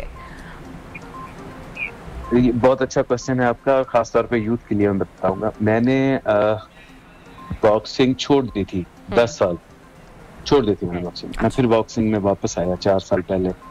मेरा वेट 167 kg हो गया था। Oh god, you are such a inspiration. इनको कल दोबारा ले भाई, वेट लॉस वाले जो है ना वो इस मामले पे। जी प्लीज कंटिन्यू। तो मैं 105 पे आया, और फिर मैं 2 साल पाकिस्तान बॉक्सिंग काउंसिल में जनरल सेक्रेटरी पंजाब रहा। लेकिन जब मैंने लड़कों को फाइट करते देखा प्रोफेशन की, तो मेरा दिल किया कि मैं वापस रिंग में आऊँ। फिर मैं रिंग में आया, मैंने रिजाइन किया इस सीट से, मैं रिंग में वापस आया और इंस्पिरेशन ऑफ यूथ, और तो मैं वापस आया। उसके बाद ये वेट को मेंटेन करना पड़ता है, मैं हैवी में लड़ रहा हूँ, वेट को मेंटेन करना पड़ता है, डाइट को देखना पड़ता है, ये चीजें। और ट्रेनिंग टाइम मेरा जो है सुबह के टाइम बस रनिंग वगैरह, नमाज के बाद। उसके बाद ये है कि मैं गवर्नमेंट ऑफिसर भी हूँ, जॉब है मेरी, गवर्नमेंट जॉब है, तो उसके बाद फिर 4 से 6 बजे मैं एक एकेडमी है हमारी फिटनेस वर्ल्ड रहीमर खान में, वहाँ पे जाता हूँ 4 से 6, खासतौर पे चिल्ड्रन स्पोर्ट्स पे मैं बहुत ज़्यादा काम कर रहा हूँ, बच्चों की ट्रेनिंग है। उसके बाद फिर 7 से लेके और 11 बजे तक मैं अपने क्लब में होता हूँ। बहुत अच्छा लगा आपसे बात करके, बेस्ट विशेस टू यू इंशाल्लाह, और इसी तरह से आप पाकिस्तान का नाम रोशन करते रहें और फखरे पाकिस्तान बनते रहें। बहुत सारी दुआएं आपके लिए। लेंगे प्रोग्राम में ब्रेक, और ब्रेक के बाद आपको दोबारा ज्वाइन करते हैं।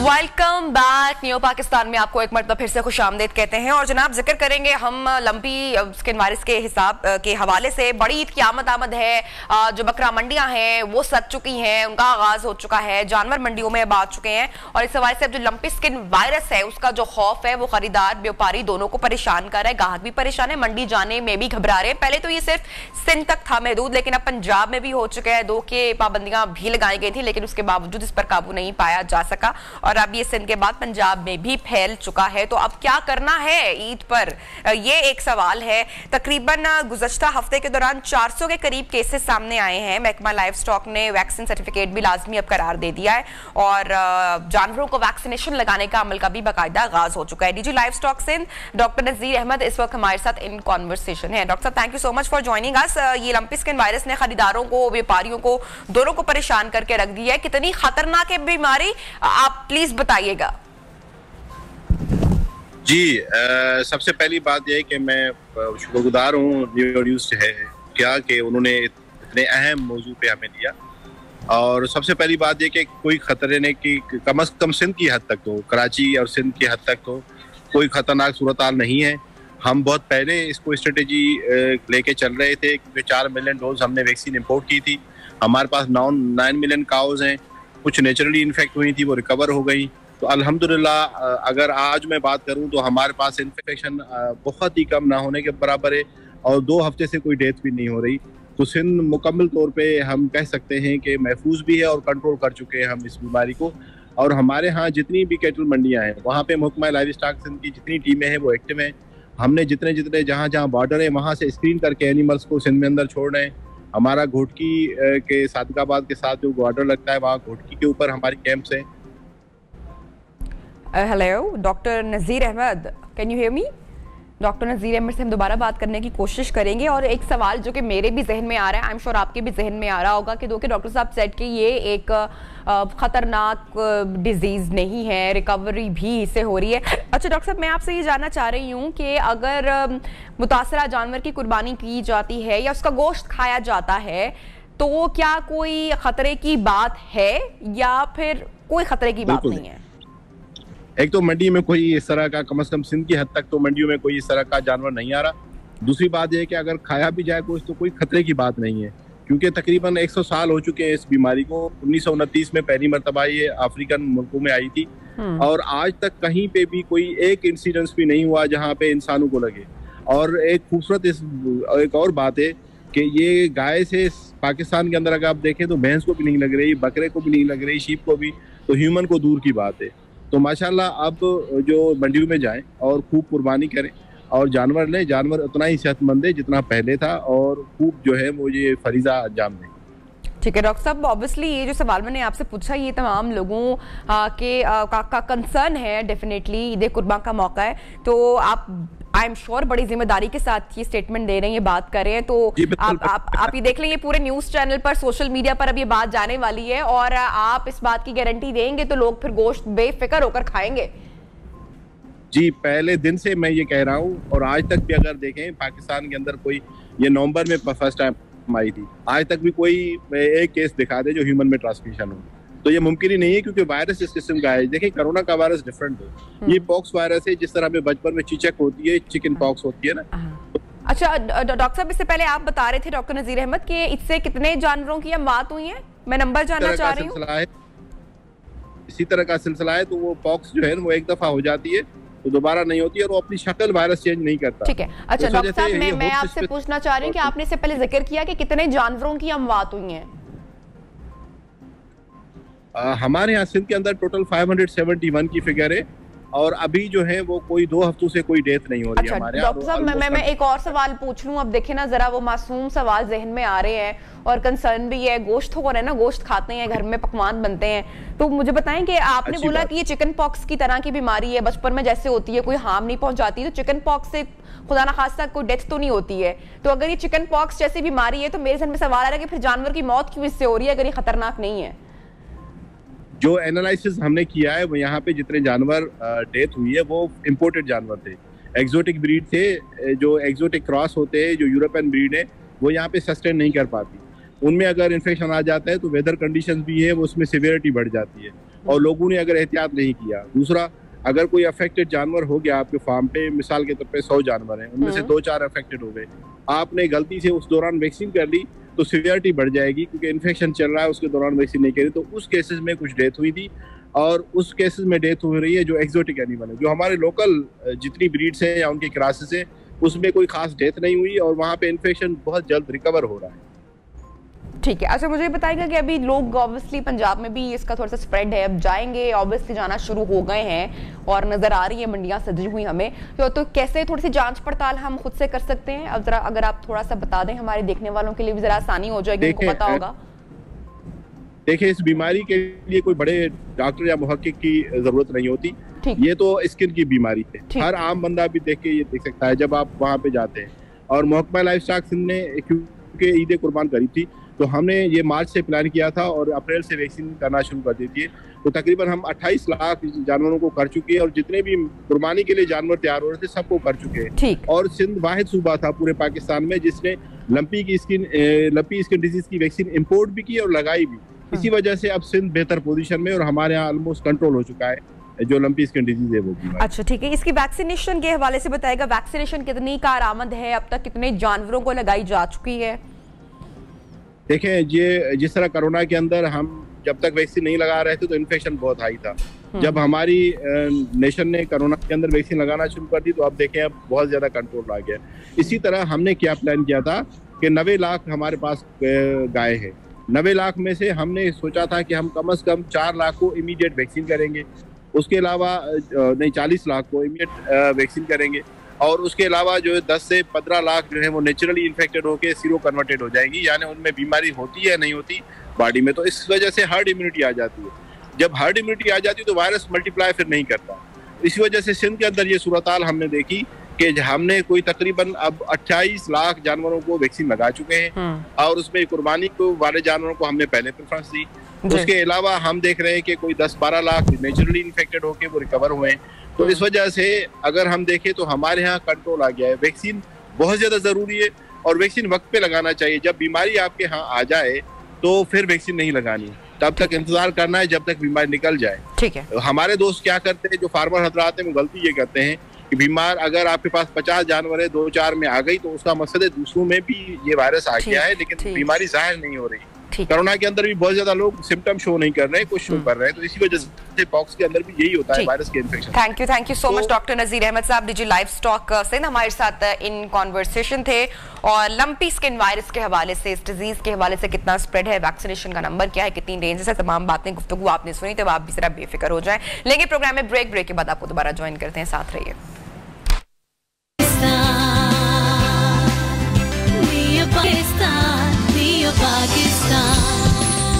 Welcome back. न्यू पाकिस्तान में आपको खुशामदीद कहते हैं। और लाहौर की ट्रैफिक आपने देखा है कितनी हद तक कम हो चुकी है। सुबह ऑफिस आना बड़ा मजा आ रहा होता है क्योंकि ट्रैफिक कम मिल रही होती है। ट्रैफिक इसलिए कम मिल रही होती है क्योंकि बच्चों को जनाब छुट्टियां हो चुकी हैं, बच्चे घर पर मौजूद हैं।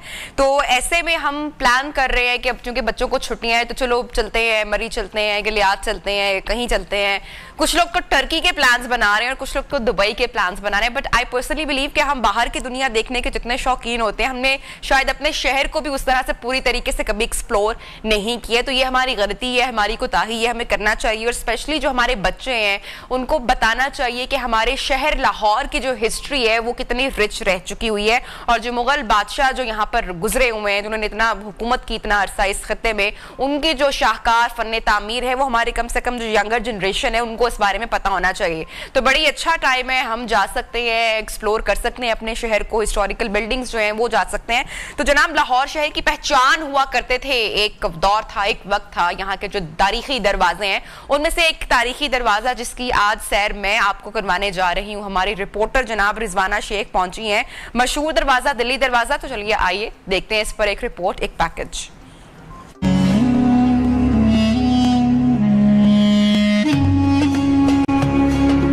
लाहौर के मशहूर तरीन दरवाजों में से एक दिल्ली दरवाजा भी है, जिसे मुगल बादशाह अकबर ने 1584 से 1598 के दौरान शहर को मशरिकी जानिब वुसअत देने के लिए तामीर करवाया। मुगल बादशाह अपने उमरा के साथ इसी रास्ते से शाही किला जाते, जिसे शाही गुजरगाह भी कहा गया। ये लाहौर का वाहिद दरवाजा है जो आज भी अपनी असली हालत में बाकी है। इस दरवाजे में दाखिल होते ही जिंदगी की रौनकें दोबारा से लौटती हुई दिखाई देती हैं। इंचार्ज दिल्ली गेट असगर हुसैन कहते हैं, दरवाजे का रुख दिल्ली की तरफ है, इसलिए दिल्ली दरवाजा कहलाया। इसका नाम दिल्ली गेट इस वजह से है कि हिंदुस्तान या दिल्ली जाने वाले जो मुसाफिर हैं वो ये रास्ता इस्तेमाल करते थे आने जाने के लिए। सिख टूरिस्ट हो या मुकामी बुजुर्ग, सभी का एतराफ है। दिल्ली दरवाजा मुगलिया दौर की याद को सदियों बाद भी ताज़ा किए हुए है। मुगलिया दौर दे जेड़े सानू ओ दृश्य नज़र नूं मिलदी है ना कि जो बंदा जदों दिल्ली गेट आंदा इंज होंदा है कि 30-40 साल जो पुरानी व्यूज थी वो आज भी बरकरार वर्ल्ड सिटी अथॉरिटी ने रखवाई। ये दिल्ली गेट को मुझे देखते हुए कम से कम भी कोई 50 साल हो गए। ये इसी तरह से है, लेकिन इसकी अब ये वर्ल्ड सिटी वालों ने तो इनकी कुछ डेकोरेशन की है, कुछ बेहतर हालत में इसको करा है। दिल्ली दरवाजे से मुल्हिका 400 साल पुरानी सबील वाली गली और क्या पाकिस्तान से कब्ल कुआं बनाया गया था। जब लोग हिजरत करके आते तो इसी जगह रुककर पानी पीते। दिल्ली दरवाजे के साथ शाही हमाम की हर ईंट में मुगलिया आर्किटेक्चर और टेक्नोलॉजी देखने को मिलती है। दिल्ली दरवाजा की 2 मंजिला इमारत की तामीर छोटी पुरानी ईंट से हुई। इस तरफ अमृतसर, जलंधर और दिल्ली जैसे शहर वाक़या हैं। मुगलिया दौरे सल्तनत का अजीम शाहकार ये दिल्ली दरवाजा तारीख की अक्कासी करने के साथ साथ आज भी अपने मुकम्मल जाहो जलाल के साथ कायम और दायम है, जिसमें कदीम और जदीद जिंदगी का हसीन इम्तजाज मिलने के साथ साथ तहजीब और सकाफत के नुमाया रंग भी झलकते हुए दिखाई देते हैं। कैमरामैन सनी जेम्स के साथ Rizwana Sheikh, Neo News, Lahore. Thank you so much Rizwana, आपने रिपोर्ट शेयर की हमारे साथ और आई एम श्योर कि आप बहुत सारा सनब्लॉक लगाकर ये रिपोर्ट बनाने गई होंगी, क्योंकि गर्मी इतनी ज़्यादा है और गर्मी की शिद्दत से फिर बाद में ख़वातीन कहती है ना कि ओहो स्किन के मसाइल हो गए, बालों के मसाइल हो गए, पहले केयर नहीं करती हैं और फिर बाद में सारी प्रॉब्लम्स निकल आती हैं। तो आज हम ख़वातीन के उन सारे मसाइल के हवाले से जो कि बालों और स्किन से रिलेटेड है और अब तो बहुत सारी ट्रीटमेंट्स भी आ चुकी हैं, तो हम सब कुछ बात करेंगे इस हवाले से। हमारे साथ जो एक्सपर्ट मौजूद हैं जनाब यूके से आई हैं और शाइस्ता नाज, और स्किन एस्थेटिक की अगर बात की जाए तो इसमें ये माहिर है। Shaista, thank you so much for joining us neo Pakistan. और सबसे पहले तो मैं आपको खुद अप्रिशिएट करना चाहूंगी, यू हैव ब्यूटीफुल हेयर माशाल्लाह और स्किन भी। Thank you so much. So जो इसके पीछे राज है वही हमने जानना है और बताना है हमारी ऑडियंस को। Thank you. जो सन के हवाले से हम बात करेंगे, जो मोस्ट ऑफ द लेडीज़ को ज़्यादातर नहीं पता, सन में 2 टाइप ऑफ रेज़ हैं जो आपकी स्किन के लिए बहुत हार्मफुल हैं। एक तो यूवीए रे है और यूवीए रे जो है वो लॉन्ग लेंथ है और उसमें से यूँ होता है कि आपकी वो स्किन के डीप डाउन पेनिट्रेट करता है और उसकी पेनिट्रेशन जब आपकी स्किन में जाती है तो आपके जो स्किन कलर है उसको चेंजेस करना शुरू कर देता है। तो इस तरह होता है कि आपकी जो स्किन एक्सपोज्ड हो गई है सन के सामने वो डार्क होना शुरू हो जाती है और जो आपकी एग्जैक्टली और ये बहुत कॉमन है कि यू नो अक्सर हम लोगों से मिलते हैं तो स्किन टोन हो जाती है। तो अच्छा, इस सन ब्लॉक का जो यूज है ये आज से थोड़ा अर्सा पहले मैं देख रही थी कि नहीं था इतना ज्यादा, लेकिन अभी लोगों को बड़ी अवेयरनेस आ चुकी है। वो बाहर जाने से पहले एटलीस्ट मैं तो कोशिश करती हूँ कि बहुत सारी सन क्रीम अप्लाई करूँ। सो उसका कितना ज्यादा फायदा है अगर आपको 2 टोन से बचना है या गर्मी की से कि आपकी स्किन डैमेज ना हो। हाँ, तो उससे आपने मेक श्योर करना है कि आपका जो SPF फैक्टर है वो आपने ज़्यादा से ज़्यादा 40 से 50 प्लस तक करना है। और सन प्रोटेक्शन फैक्टर में यूँ होता है कि जो हाईएस्ट होता है उसमें आपकी स्किन मोस्टली प्रोटेक्टेड रहती है, और विंड से भी, सन से भी, अगर आप किचन में भी जाते हैं तो आप किचन के हीट से भी प्रोटेक्टेड रहती हैं। सो आपने मेक श्योर करना है कि आप जो है SPF 40 या 50 इस्तेमाल करें। अगर आपके पास वो नहीं अवेलेबल है और लोअर SPF फैक्टर्स हैं, तो आपने इंश्योर करना है कि at least 2 or 3 or 4 times a day, depending upon कि कितनी वो जो है फैक्टर की है। अगर 15 है तो आपने, अगर सन में जा रही हैं तो एवरी आवर और सो आपने उसको रीअप्लाई करना है। अगर वाटर में जा रही हैं तो उसको obviously you need to ensure कि आप एटलीस्ट 40 to 50 प्लस फैक्टर लगाएं अपनी स्किन के एक और बहुत कॉमन कंसर्न होता है ख़वातीन का, आई गेस हर खातून का होता है व्हेन शी क्रॉस 30, कि फिर आई रिंकल जो है वो प्रोमिनेंट आहिस्ता आहिस्ता ग्रेजुअली होना शुरू। ये क्या ये कुछ स्किन टाइप होती है या हम ओवर द पीरियड केयर नहीं कर रहे होते और इट्स जेनेटिक, क्या है, हम इसको कैसे प्रिवेंट कर सकते हैं, इसकी प्रिवेंशन कैसे ख्याल रख सकते हैं? हाँ जी, एक चीज़ तो ये है कि कई चीज़ें जो है आपकी जेनेटिक भी होती हैं।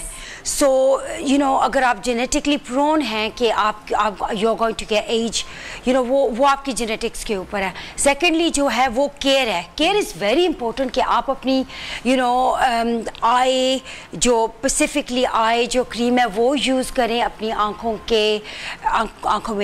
के राउंड लगाएं, और यू नो SPF भी मेक श्योर करें कि आप अपनी स्किन के ऊपर लगाएं। You know SPF is very important. ठीक, अच्छा ये अक्सर लोगों कह रही हूँ, मतलब अब तो मर्द भी बहुत ज़्यादा कॉन्शियस हमारे यहाँ सोसाइटी में होते हैं और बाहर उनका भी सन एक्सपोजर ऑब्वियसली ज़्यादा होता है। बहुत सारे लोगों को या तो प्रॉब्लम होता है ड्राई स्किन का, पैच स्किन हो जाती है, या फिर दूसरी एक्सट्रीम है कि बहुत ऑयली स्किन है, और दोनों एक्सट्रीम अगर हों तो वो आपकी दैट मीन्स कि गुड अच्छी कंडीशन नहीं है स्किन की। जी, उसको हम कहते हैं कि वो जो है कॉम्बिनेशन स्किन है आपकी। तो जब आपकी कॉम्बिनेशन जो अगर बहुत ज़्यादा ड्राई हो देन ऑब्वियसली इज़ ड्राई, अगर बहुत ज़्यादा ग्रीसी हो then obviously comes in the greasy. Then जब कॉम्बिनेशन हो जाती है उसका और ज़्यादा प्रॉब्लम हो जाता है, बिकॉज यू डोंट नो कि मैंने अगर चीक्स के ऊपर ग्रीसी है और फोरहेड के ऊपर ड्राई है, then you know what do you do. The best way to deal with that is to actually आप अपने जो प्रोडक्ट्स हैं उनको कॉम्बिनेशन फैक्टर में रखें, इन द मिडल में रखें, और साथ में पानी खुला पिए, बिकॉज पानी से आपकी स्किन जो है बिल्कुल हाइड्रेटेड रहेगी। और आप और साथ साथ आपने इंश्योर करना है कि जो भी क्रीम्स आप यूज़ कर रहे हैं they are non clogged, you know उनमें ज़्यादा ऑयल नहीं है, ज़्यादा ग्रीसी नहीं है, और आपने जो कुछ भी लगाना है at least twice a day, good cleansing, moisturising, sun block. मुझे याद है जब मैं बहुत छोटी थी और हमारे जो बचपन का टाइम था, तो वो अम्मा की ड्रेसिंग टेबल पे एक लोशन होता था और एक क्रीम होती थी बड़ी फेमस वाली उस टाइम पे, सो दैट्स इट, और एक लिपस्टिक जो बस माँ हमारी लिपस्टिक से यूज किया करती थी। बट वी आर ब्लेस्ड और लकी हैं कि अब इतनी सारी हाइड्रेशन क्रीम्स और लोशन और यू नो, लेकिन फिर भी बहुत सारे लोगों की, खवातीन की कोई डे केयर रूटीन नहीं है। बहुत लंबे टाइम तक मेरी भी किसी तरह की मैंने स्किन की कोई अपनी यू नो वो कोई भी केयर नहीं की उसको फॉलो, लेकिन अब जब से मैंने इसको स्टार्ट किया इतना ज़्यादा डिफरेंस फील हो रहा है स्किन के हवाले से। तो कैसी बेसिकली हमारी स्किन की जो एक केयर रूटीन है वो क्या, उसमें क्या क्या शामिल होना चाहिए? सो आपकी जो स्किन केयर रूटीन है उसमें आपने इंश्योर करना है कि आपका जो है cleanser, moisturiser and toner should be according to your skin type. अगर आपकी स्किन ड्राई है तो वो ड्राई टाइप होनी चाहिए, अगर कॉम्बिनेशन है वो होनी चाहिए, अगर ग्रीसी है तो obviously according to that. So that's going to keep your skin healthy. And also आपने सनब्लॉक भी लगाना है, आपने अपनी स्किन को एक्सफोलिएट भी करना है, और आपको पता है आजकल कितने फेशियल्स बाहर निकल आए हैं, तो उनमें से वन ऑफ द बेस्ट जो है वो हाइड्रोफेशियल है, जो यूके में बहुत ज़्यादा लेडीज़ यूज़ करती हैं। उसमें that is like having a jet wash for your face, total hydration, and साथ में जो आपकी स्किन को वो जो ग्लो देता है इट्स जस्ट अमेजिंग, और उसके जो इंग्रेडिएंट्स होते हैं वो आपकी स्किन को कम्प्लीटली पॉलिश कर देते हैं, एंड साथ में आपके सारे जो टॉक्सिन्स वगैरह है वो जो जब सक्शन प्रोसेस होती है वो सारे निकल जाते हैं। अगर आपके पास पिगमेंटेशन है तो पिगमेंटेशन भी starts to reduce down, so that's one. Second one is carbon facial. Carbon facial जो है वो एंटी यैक गन के साथ जाता है और वो भी आपकी स्किन को बहुत एक्सफोलिएशन देता है और साथ में जो आपकी टॉक्सिन्स है उनको भी ड्रॉ करता है और स्किन को इतना सुपर स्मूथ कर देता है कि अगर आप जब मॉइस्चराइजर बाद में लगाती हैं, you know, you feel the glow, you feel like a queen, you know। अच्छा Shaista, have you ever tried घर का टोटका कोई? हाँ मैंने ट्राई किए हुए हैं लेकिन मैं कोई बेस्ट रहा हो, बड़ा अच्छा रहा हो? जो मेरे एक्सपीरियंसेस रहे हैं जो घरेलू टोटकों में और जो मेरी जो हमारी स्टडीज में बहुत सारी जो प्रोडक्ट्स हैं वो भी तो बात करती है ना कि ये ऑर्गेनिक प्रोडक्ट्स हैं और बड़ी अच्छी हैं, तो अगर हम बिल्कुल ही किचन में चले जाएं तो उससे ऑर्गेनिक क्या हो सकता है? मैं कहती हूँ कि अगर आप जो है अवॉइड कर सकें ज़्यादातर सिट्रस टाइप ऑफ स्टफ, वो जो होता है योगर्ट, लेमन। मेरे पास बहुत ज़्यादा क्लाइंट्स आती हैं और कहती हैं हमने ना घर के बहुत ज़्यादा योगर्ट्स यूज़ किए हैं, ये जो मास्क बना के लगाए और उनकी स्किन पहले तो अच्छी लगती है, फिर बाद में वो pigmentation type, brand type, scars, marks और स्किन बहुत थिन हो जाती है।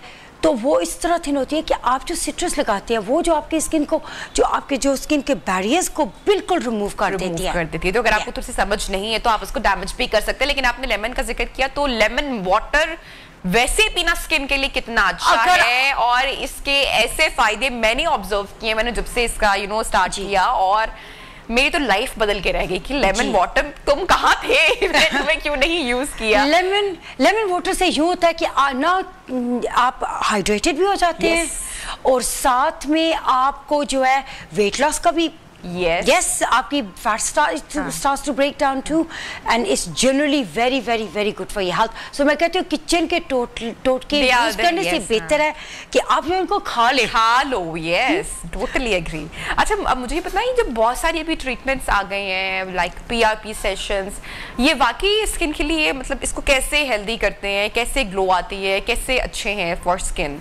सो जो PRP ट्रीटमेंट है वो जो है वो आपके ब्लड्स के through, so what we do is we draw the blood through your veins, जो आपका अपना नेचुरल ब्लड्स होता है उसको हम सेपरेट करते हैं, उसका जो येलो पार्ट होता है, प्लाज्मा होता है, वो निकालते हैं ब्लड से। वो जो प्लाज्मा होता है वो आपकी स्किन के अंदर होता है, तो वो कई दफ़ा जो है आपकी body due to its natural processes वो आपकी स्किन तक नहीं पहुंच सकता। So what we do is वो हमको उसको ब्रेक डाउन करते हैं मशीन में और उसे ब्रेक डाउन करके उसे जो है माइक्रो नीडलिंग के थ्रू आपकी स्किन के इनसाइड पहुंचाते हैं कि आपकी स्किन को रिजुविनेशन मिले, वो ऑल वाइटल विटामिन्स, न्यूट्रिएंट्स मिले।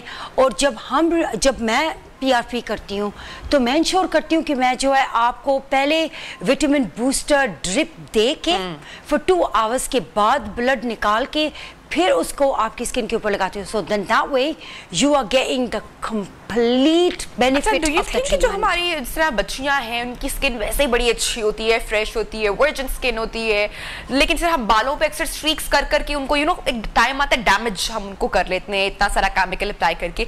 सो व्हाट वुड यू रिकमेंड कि ये बेसिकली किन लोगों को करवाने चाहिए सेशंस और किस एज ग्रुप के लोग? क्योंकि जो हमारे यंग बच्चे हैं मैं देख रही होती हूँ कि वो भी जा रही होती हैं, बहुत सारी ट्रीटमेंट्स ले रही होती हैं, समटाइम किसी को जरूरत भी नहीं होती है। So what would you going to suggest? So जो यंग बच्चियां हैं मैं उनको यही रिकमेंड करूंगी कि स्टे नेचुरल। जो चीज़ आपने अल्लाह ने दी है उससे बेस्ट कोई चीज़ भी नहीं है। So the best thing you can do is go have a nice hair cut according to your face shape, apply a good hair oil on your skin on your hair at least once a day, a small amount, nothing large. If अगर आप वो नहीं कर सकते, use a good shampoo, good conditioner. आप अपने once a week अपने बालों के ऊपर मास्क लगाएं, vitamins लें। Vitamins are very good for your health. और वो हम सब भूल जाते हैं। Vegetables, raw fruits, vegetables. Absolutely. You know उससे बेहतर क्या चीज़ है? तो you know rather than colouring your here is best कि जो चीज़ अल्लाह ने आपको दी है उसको इन्हांस करे, उसको यू नो जो hair should be shiny, long, unhealthy, so वो चीज़ें जो आपके ब्लड के थ्रू आएंगी। ओके, लास्ट वन टिप जो कि रात को सोने से पहले यू नो सुबह उठें और ख़वातीन के वाओ इट्स मैजिकल, ऐसा कौन सा प्रोडक्ट या ऐसी कौन सी चीज़ हम अप्लाई कर सकते हैं? नहीं, मॉइस्चराइजर, विटामिन ई और सी, क्या कहेंगी? Vitamin C is very good, नहीं कि आप वो जो है जो विटामिन लेमन लेकर उसे स्क्वीज करके अपने मुंह पे लगा लें, नहीं। प्रॉपर ऑयल्स आपको अभी बड़े अच्छे अच्छे ब्रांड्स के भी मिल जाते हैं, नॉर्मल रेंज में भी मिल जाते हैं अक्सर, वो हम अप्लाई कर सकते हैं। Vitamin C serums, oil. हाँ, विटामिन सी, विटामिन ई, जो कुछ भी आपकी स्किन के ऊपर जो है, जो आप फील करती हैं कि this is going to keep my skin hydrated, my skin is you know comfortable in its own format, आप वही चीज़ यूज़ करें।